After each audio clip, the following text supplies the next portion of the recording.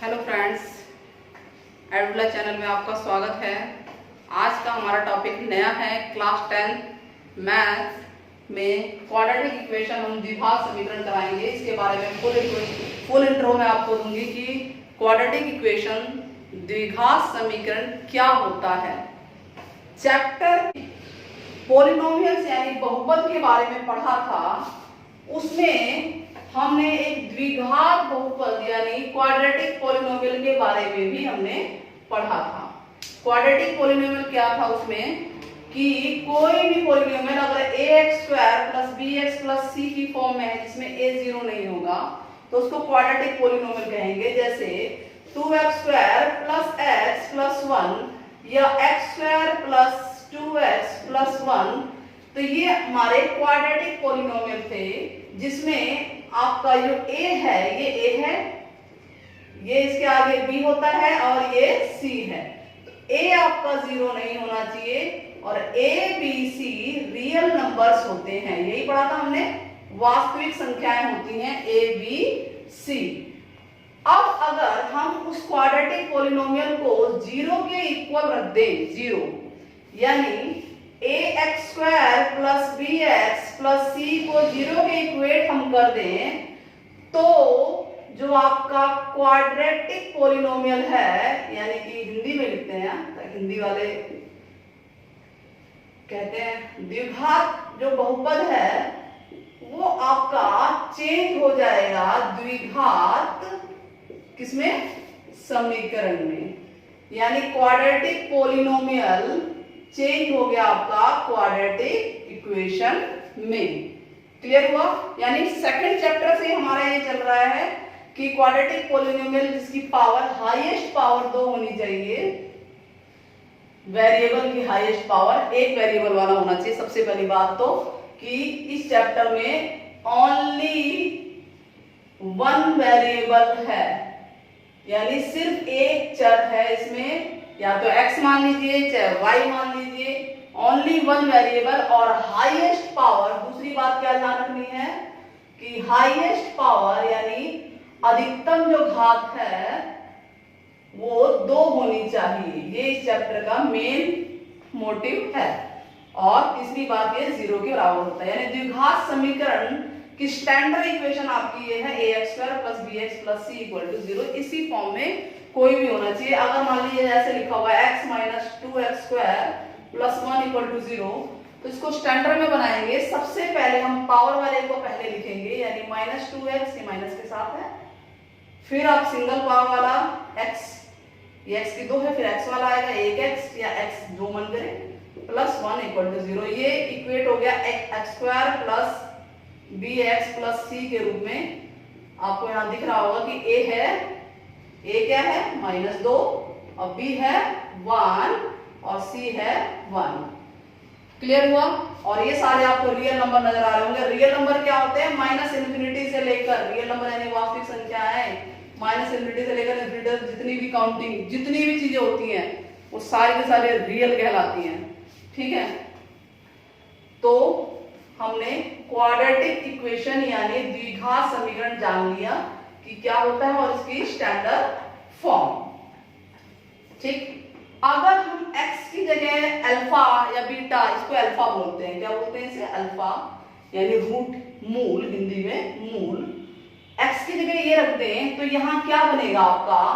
a∝² + b∝ + c = 0। ठीक है, तो इस सिचुएशन में आपके रूट्स आएंगे यानी कि मूल आएंगे। तो इससे हम ये कह सकते हैं, चैप्टर 2 में क्या था? जीरोस, शून्य। हम ये कह सकते हैं कि जीरोस ऑफ क्वाड्रेटिक पॉलिनोमियल यानी शून्य किसी भी बहुपद जो है, द्विघात बहुपद के शून्य द्विघात इक्वेशन या बहुपद के क्या है? रूट्स मूल के बराबर होता है। यानी किसी भी क्वेश्चन में अगर मूल लिखा है या शून्य लिखा है, दोनों का मतलब एक ही है। चलिए हम एक क्वेश्चन से एग्जांपल से करते हैं कि कैसे बनाएंगे हम द्विघात समीकरण। कि मान लीजिए क्वेश्चन है कि एक रेक्टेंगुलर फील्ड है, आयताकार खेत है, इसकी लंबाई, ये चौड़ाई होती है, इसकी लंबाई चौड़ाई से 5 मीटर ज्यादा है। ठीक है, अब हमें चौड़ाई तो पता ही नहीं कितनी है और पूरे का क्षेत्रफल 150 है। तो मान लेते हैं, माना इसकी लंबाई, खेत की लंबाई, जो खेत है की लंबाई, यानी लंबाई नहीं चौड़ाई मानते हैं, वैसे लंबाई भी मान सकते हैं, चौड़ाई यानी ब्रैड x मीटर मान लिया। ठीक है, x a b c d जो भी मानना है, आप कोई भी एक वेरिएबल मान लीजिए, कोई भी एक चर मान लीजिए, और खेत की लंबाई क्या होगी यानी लेंथ क्या होगी, ये 5 ज्यादा है। ठीक है, और दोनों का खेत का जो क्षेत्रफल है यानी कि एरिया वो आपको 150 दे रखा है। तो according to question area of rectangle क्या होता है, आयत का क्षेत्रफल क्या होता है, L इंटू बी। L है आपका x प्लस 5 और b है आपका x, यही है ना, और एरिया आपका ये आ गया 150। अब आप इसको गुणा कीजिए, x को x से गुणा करेंगे x स्क्वायर बनेगा, x को 5 से करेंगे 5x बनेगा, और ये इक्वल टू 150 है। 150 को राइट में लेकर आइए, x square plus 5x minus 150। तो इस तरह से हमने एक द्विघात रूप में यानी क्वाड्रेटिक रूप में एक क्वेश्चन को शो कर दिया कि हाँ भाई ये द्विघात रूप में दर्शाना है हमें। तो ax square plus bx plus c equal to 0 है। यहाँ पे a की वैल्यू 0 नहीं होनी चाहिए। आगे वाला क्यों 0 नहीं होना चाहिए कि अगर a 0 हो गया तो आपका ये पावर ही गायब हो जाएगा 2, तो ये द्विघात नहीं रह जाएगा, तो मोनो रह जाएगा, एक वाला बहुपद, एक घात वाला बहुपद। ठीक है, इसीलिए a 0 नहीं होना चाहिए। पूरी कहानी में द्विघात में ये बात याद रखिए कि जो हाईएस्ट पावर है वो 0 नहीं होनी चाहिए। चलिए 4.1 कराते हैं, इसको रफ कर देते हैं।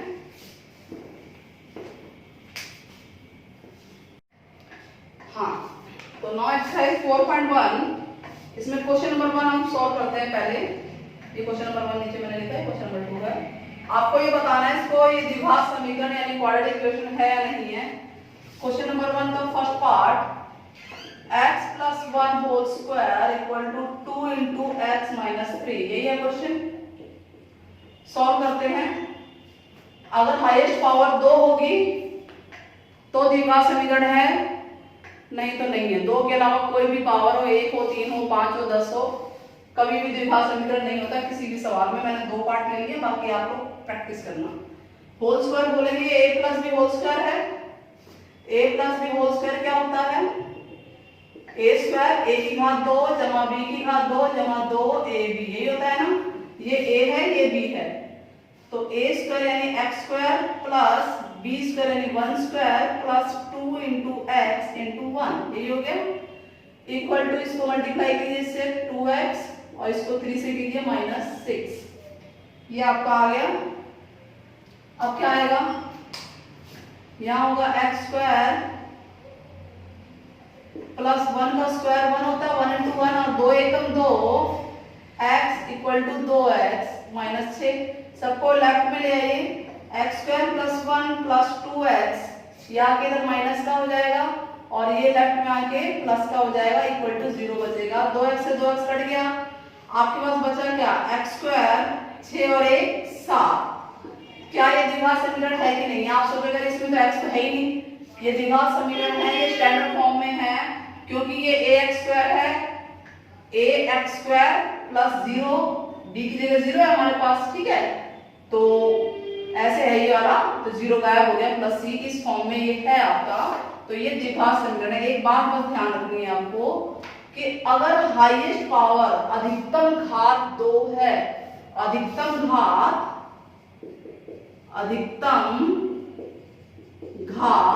2 है, तो यह द्विघात समीकरण है, यानी it is a quadratic equation, quadratic equation. ठीक है, क्लियर हुआ।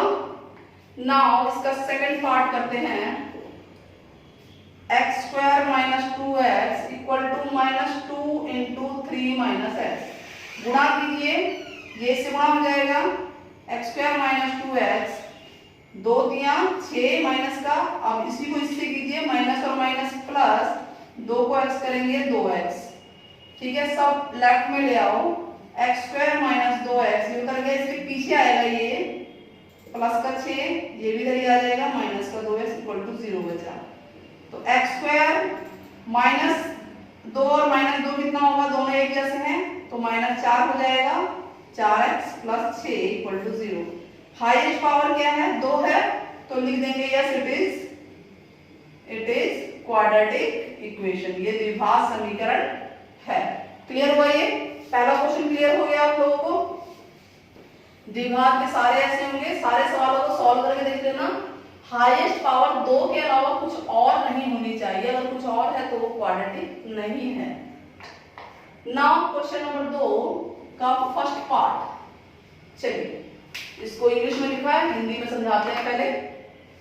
The area of rectangular plot, यानी एक आयताकार प्लॉट है, खेत है, जमीन है, जो भी है, रेक्टेंगुलर मींस होता है आयताकार, ठीक है, खेत, प्लॉट मींस खेत ही मान लेते हैं, का एरिया 528 है, लेंथ यानी लंबाई इज वन मोर एक ज्यादा है देन ट्वाइस द ब्रेड, चौड़ाई के ट्वाइस कर दो, ट्वाइस मीन्स दुगना, इस पूरे का मतलब हो गया दुगने से एक अधिक, इस पूरी लाइन का मतलब ये है। तो आपको क्वाड्रेटिक इक्वेशन बनानी है, दोबारा सुन लीजिए, उसका हमें दे क्या रखा है, आयताकार खेत का 528 एरिया दे रखा है, तो एरिया जो दे रखा है आप लिख लीजिए, एरिया ऑफ रेक्टेंगुलर प्लॉट कितना है, 528 मीटर स्क्वायर, एरिया मतलब कि क्षेत्रफल दे रखा है आयताकार का 528 मीटर स्क्वायर, लेंथ ज्यादा है ब्रेड से, तो जो छोटी है उसी को मान लेते हैं लेंथ ब्रेड, x मीटर मान लेते हैं, मीटर में चल रहा है ये इकाई देखना है, मीटर है तो मीटर में, तो लेंथ क्या है, ब्रेड के दुगने से, यानी ब्रेड आपका ये ब्रेड है, इसका दुगना कीजिए, उससे भी एक ज्यादा है, तो यानी ब्रेड है क्या आपका, ये चौड़ाई क्या है x प्लस 1, ये आपका लेंथ आ गया मीटर में, ठीक है। अब according to question, length into breadth यानी लंबाई गुणा चौड़ाई बराबर एरिया ऑफ रेक्टेंगल होता है, यही होता है ना, लंबाई गुणा चौड़ाई, हिंदी में होते हैं लंबाई गुणा चौड़ाई बराबर क्षेत्रफल, किसका क्षेत्रफल है ये, आयत का, ठीक है। तो लंबाई है 2x प्लस 1 और चौड़ाई है x, इक्वल टू एरिया हमने दे रखा है 528, अब इसको आप गुणा कीजिए, 2x को x से करेंगे तो क्या होगा, x को x 2 बार हो गया, 2x स्क्वायर, अब इसी x को 1 से मल्टीप्लाई कीजिए, प्लस है यहाँ पे x आ गया, प्लस का 528 है, माइनस का हो जाएगा इधर आके 528 इक्वल टू 0, ये आपका क्वाड्रेटिक फॉर्म बन गया, द्विघात समीकरण बन गया। अगर पूछा होता लंबाई चौड़ाई तो वो भी निकाल सकते हैं इसमें फैक्टर करके, ठीक है, क्लियर हो गया। निकाल के आपको बताना मुझे लंबाई चौड़ाई कमेंट बॉक्स में कि लेंथ और ब्रेड्थ कितना आया।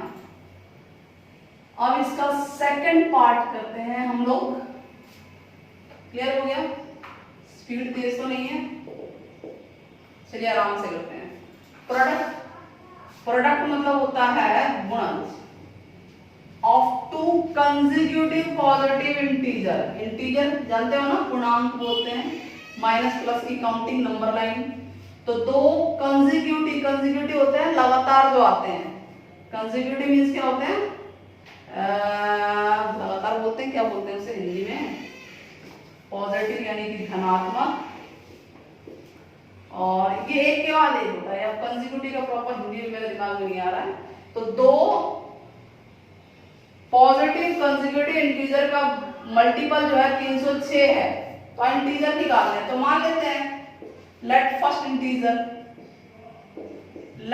इंटीजर इक्वल टू x, पहला पूर्णांक, ठीक है, यही मानेंगे ना, माना पहला पूर्णांक, हिंदी में इसको ऐसे मानेंगे, कंसेक्यूटिव लगातार, तो दूसरा क्या होगा, सेकंड इंटीजर क्या होगा, अगला 1 होगा, एक ज्यादा होगा और क्या। अब इन दोनों का प्रोडक्ट प्रोडक्ट मतलब कि गुणज। प्रोडक्ट आपको दे रखा है 306, इसका गुणज है ये 306। जो दिया है उसको ध्यान से समझिए, जो पूछा है उस पर ध्यान दीजिए। पूछा क्या है, इंटीजर निकालो, दिया क्या है, उनका गुणनफल। ठीक है, आप दोनों इंटीजर को लिख लीजिए x इंटू एक्स प्लस 1। यही बोल रहा है ना, प्रोडक्ट का मतलब यही है कि पहले को दूसरे से गुणा करो, पहला गुणा दूसरा, यानी कि फर्स्ट वाले को मल्टीप्लाई करेंगे जब सेकंड से तो 306 आएगा। और फर्स्ट है x और सेकंड है x plus 1 equal to 306। Clear हुआ? अब गुणा कीजिए, x को x से करेंगे x स्क्वायर, फिर x को 1 से करेंगे x, और प्लस का 306 इधर ही ले आओ, माइनस का 306 होगा।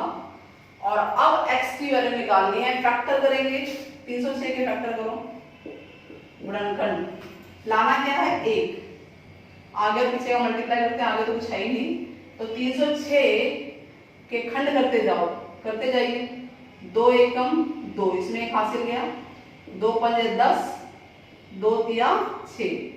अब ये 2 से तो जा नहीं रहा, 3 से जा रहा है, 5 8 3 और 1 9, 9 3 से जाता है तो ये भी 3 से जाएगा। 3 पंजे 15, 3 एकम 3, 5 और 1 6, 6 3 से भाग होता है तो ये भी 3 से भाग होगा। 3 एकम 3, 5 में 3 गया, 2 बचा, 3 सत्ते 21। अब ये किसी से नहीं होगा, तो आपके पास आ गया 2 3 3 और 17, ये आ गए। इनको आपस में बिठाना है तालमेल की, एक आना चाहिए प्लस करने पे या माइनस करने पे। अब इतनी सारी संख्याओं को प्लस करने पे एक तो आएगा नहीं, तो माइनस ही करेंगे। 3 3 9, 9 3 18। हम देख रहे हैं कि 18 में से अगर हम 17 घटाएं तो एक आ रहा है, यानी इसको तो ऐसे ही लिख लीजिए, इसको हम लिखेंगे 18 माइनस 17, ऐसे ही लिखेंगे ना, और साथ में ये x है तो इसे बाहर लिख दीजिए, माइनस 306 इक्वल टू 0। इजी है। अब ब्रैकेट खोलते हैं, x square plus 18x minus 17x minus 306 equal to 0। Factor कीजिए, कॉमन लीजिए इसमें से, कुछ क्या कॉमन आ रहा है, x कॉमन आ रहा है तो यहाँ x बचेगा और यहाँ 18 बचेगा। फिर यहाँ से माइनस माइनस, अगर यहाँ का माइनस लिखेंगे, इस 17 का कॉमन आ रहा है पूरा पूरा, क्योंकि 17 के पहाड़े में या 18वें नंबर पे आता है। ठीक है, कैसे पता, मुझे कैसे पता है? 17 के पहाड़े में लिखे 3 नीचे 3 9 9 18, यही बच रहा है ना, यहाँ से भी हिंट मिल सकती है। तो ये x और यहाँ प्लस हो जाएगा और ये 18वें नंबर पे आ गया। 17 हटाने के बाद 18 ही बचता है। अगर आप ना समझ में आए तो ऐसे कर लेना, नहीं तो 17 से भाग करके देख लो। अब ये कॉमन सेम हो गया, तो x प्लस 18 x माइनस 17, आपके पास दो वैल्यू आ गई। कौन कौन सी? x प्लस 18 बराबर 0 रखेंगे तो यह आ जाएगा x इक्वल टू माइनस 18। क्या ये पॉसिबल है? नहीं, ये ऋणात्मक है, धनात्मक नहीं, क्योंकि उसने बोला है पॉजिटिव होना चाहिए। तो ये तो असंभव, लिख देंगे ये है धनात्मक नहीं है, यानी इट इज नॉट पॉजिटिव। तो x minus 17 equal to 0, x equal to 17 answer होगा। तो पहला पूर्णांक आपका फर्स्ट पूर्णांक 17 है, और जो सेकंड पूर्णांक है s फॉर सेकंड वो x प्लस 1 है, यानी 17 प्लस 1 यानी कि 18। अब 18 और 17 को गुणा करेंगे तो आपका 306 आना चाहिए। अगर 306 नहीं आया तो आपको दोबारा ट्राई करना है। ठीक है, मीन्स की क्वेश्चन में कहीं ना कहीं गड़बड़ हुई है, सवाल गलत हो गया है। तो अब हमारा ये सेकंड पार्ट हो गया। थर्ड पार्ट ध्यान से समझना है इसको। थर्ड पार्ट क्या कह रहा है कि रोहन की माँ, रोहन्स मदर, मदर यानी माँ होती है सबकी माँ, रोहन की भी माँ, Rohan's mother is 26 year older than him, यानी रोहन से 26 साल, ओल्डर मीन्स अधिक है यानी बड़ी है, ज्यादा बड़ी है। 26 साल बड़ी है। रोहन कितने भी साल का है? अगर रोहन 1 साल का होगा तो 26 और जोड़ो तो 27 साल की हो जाएगी। रोहन अगर 5 साल का है तो 26 और जोड़ो तो 26 और 5 31, इस तरह से। अभी हमें पता ही नहीं कि रोहन कितने साल के हैं। द प्रोडक्ट, प्रोडक्ट मतलब गुणज, the product of their age, उनकी उम्र का गुणा करना है 3 साल बाद। 3 साल बाद जो भी उम्र होगी उनकी, 3 साल बाद रोहन की क्या उम्र होगी और उसकी माँ की क्या उम्र होगी, हमें नहीं पता, लेकिन वो 3 तो ज्यादा होगी अब से, तो उनकी उम्र निकाल के उसमें गुणा, उनका गुणा करना है और वो 360 है। ध्यान से देखना इसको। प्रेजेंट एज निकालिए रोहन की। चलो मानते हैं, let present age of Rohan, Rohan की प्रेजेंट एज मान ली x ईयर्स, ठीक है। इससे पहले चैप्टर में x और y दो कॉन्सेप्ट आ रहे थे, यानी ये सवाल जो है x और y से भी हो सकते हैं, ये वाला सवाल, ठीक है, ये वाला भी हो सकता है, तो आप कर सकते हो, ऐसी कोई बात नहीं है। लेकिन अगर इस चैप्टर में आ रहा है तो आपको एक ही वेरिएबल, एक ही चर मानना है। रोहन की प्रेजेंट एज हमने मान ली x, प्रेजेंट मतलब कि वर्तमान, वर्तमान उम्र जो है उसकी x है। अब mother, present age of mother, mother कितनी बड़ी है बताइए, मदर हमने पढ़ा ना, मदर कितनी बड़ी है अभी, इस समय वो 26 साल ज्यादा है। यानी अगर रोहन x साल का है, क्योंकि हमें पता ही नहीं है कितने साल का है, तो हमने x मान लिया, तो उसकी माँ उससे 26 ज्यादा ही है। इसको अगर हम y मानते तो y प्लस 26 हो जाती, z मानते तो z प्लस 26 हो जाती। ये है प्रेजेंट एज, दोनों की वर्तमान उम्र, अभी की उम्र, इस समय रोहन और उसकी मदर कितने साल के हैं। अब 3 साल बाद, 3 years from now, 3 साल बाद तो हर कोई 3 साल बड़ा हो जाएगा ना, 3 वर्ष बाद, ठीक है। तो अब रोहन की एज क्या होगी, एज ऑफ रोहन, रोहन अभी कितने साल के हैं आप बताइए, रोहन अभी कितने साल के हैं, रोहन अभी x साल के हैं, तो 3 साल बाद 3 बड़े नहीं हो जाएंगे, है कि नहीं, उतने ही रहेंगे क्या, नहीं ना। और मदर, मदर, मदर भी जितनी है x प्लस 26 है, ये है उनकी अभी, 3 साल बाद वो 3 और ज्यादा नहीं हो जाएंगी, यानी कि वो x प्लस 26 और 3 29 साल की हो जाएंगी, x प्लस 29, x नहीं पता हमें क्या है, ठीक है, ईयर्स यानी कि वर्ष। ये 3 साल बाद कहानी है। अब अकॉर्डिंग टू क्वेश्चन क्या कह रहा है कि 3 साल बाद दोनों की उम्र को गुणा कर दें, है ना, इस उम्र को और इस उम्र को, यानी रोहन की एज और उसकी मदर की एज, रोहन और मदर को गुणा कर दें तो 360 आता है।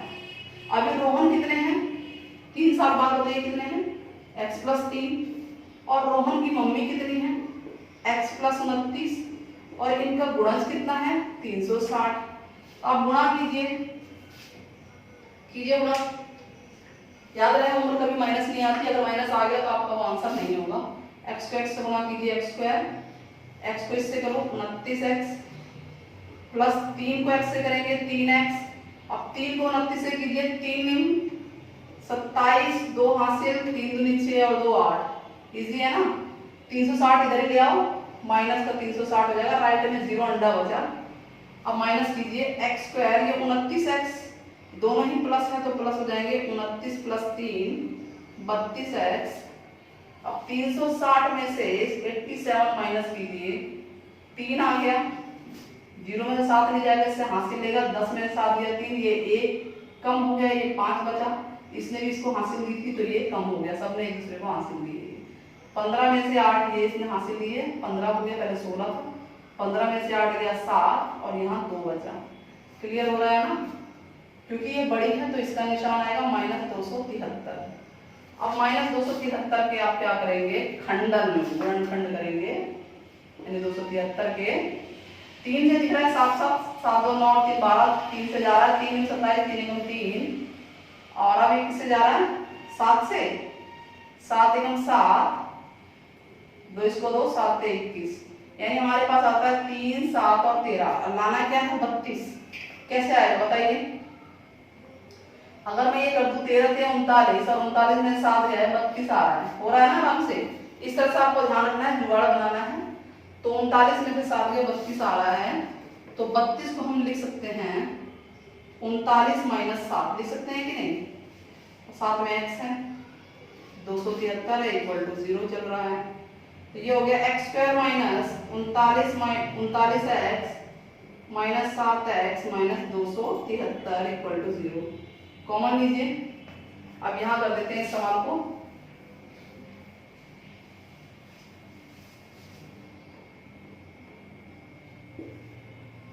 नीचे जगह नहीं है तो इसमें से तो x कॉमन आ रहा है, क्या बाहर आ रहा है x, तो यहाँ बचेगा x और यहाँ बचेगा 39, फिर यहाँ माइनस है, 7 कॉमन आएगा, 7 के पहाड़े में ही आता है, तो यहाँ x बचेगा और यहाँ प्लस हो जाएगा, यहाँ माइनस है, कॉमन ले लेते हो, 7 के पहाड़े में कीजिए, इसे 7 से भाग करो, 7 किया 21, सेम ही चीज आएगी, और 7 में 63, ये दोनों सेम आने चाहिए, यहाँ माइनस था, ठीक है, यहाँ प्लस है, तो ये प्लस आ गया, ठीक है, इक्वल टू 0। अब ये सेम है, कॉमन ले लेंगे, x प्लस 39 और ये अगला आ जाएगा x माइनस 7 इक्वल टू 0। तो x प्लस 39 बराबर 0 और x माइनस 7 बराबर 0, दो हिस्से आ गए आपके, x इक्वल टू माइनस 39 आ गई, क्योंकि age can not be negative, उम्र ऋणात्मक नहीं हो सकती, कैन नॉट बी नेगेटिव, तो ये आंसर तो है ही नहीं हमारा, तो आंसर हमारा क्या है, x इक्वल टू 7 हो जाएगा, यानी जो रोहन की एज आई है वो 7 इयर्स आ गई। इस तरह से हमारा ये 3 क्वेश्चन हो गए, 4.1 हमारी हो गई। एक क्वेश्चन और है, कमेंट में बताना अगर होगा, और अगर आपको करवाना है 4th पार्ट इसका, कमेंट बॉक्स में जरूर डालिएगा। वीडियो पसंद आई तो मेरे चैनल को लाइक सब्सक्राइब शेयर जरूर कीजिएगा। Thank you very much.